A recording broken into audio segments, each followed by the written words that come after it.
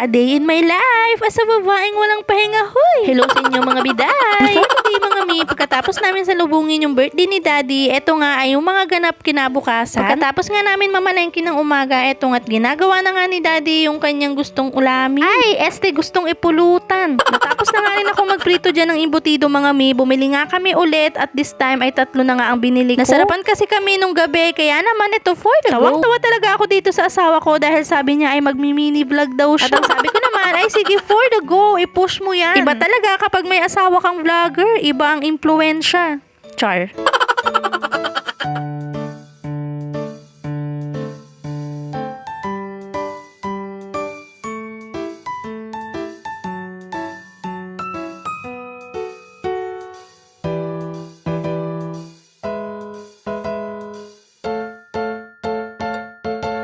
Pagkatapos naman magluto ni Daddy ng paanang manok nung tanghali, eto namang kinagabihan ay mag-e-spaghetti naman ako. Hindi ko na nga pinakita yung proseso ng pagluluto ko mga mi dahil alam nyo na yan.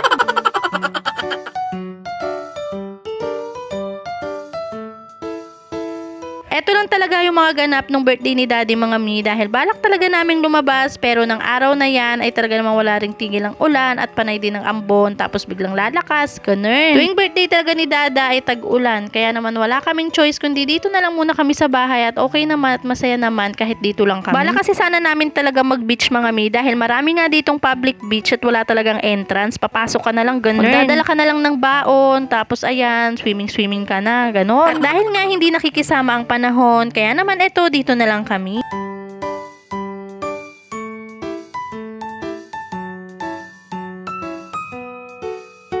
Birthday, Daddy. Happy birthday, Daddy. Happy birthday, Daddy.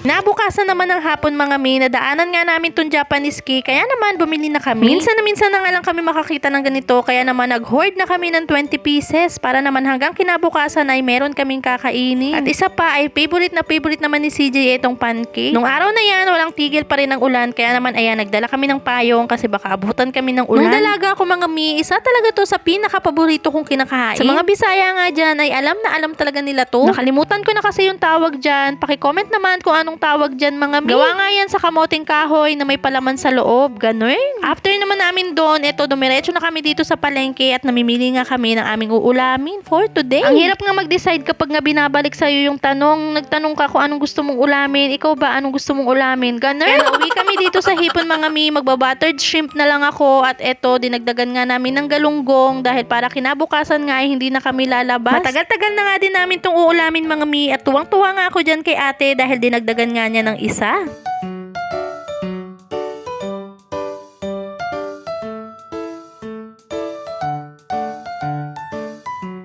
Dinaan na nga rin namin si CJ dito mga mi para naman malibang-libang at magkaroon siya ng activity. Alam nyo naman na puro bahay lang kami kaya naman itong batang makulit ay super saya niya talaga nung pumunta kami dito. Ay hindi lang pala siya, pati pala ako.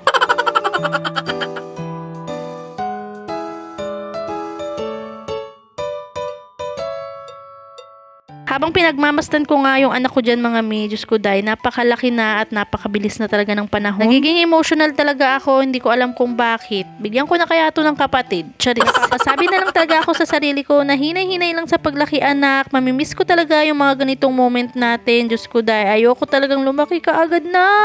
Bago pa nga kami abutan ng gabi mga mi, umuwi na nga din kami at etong at sinimulan ko na nga rin itong mga lulutuin ko.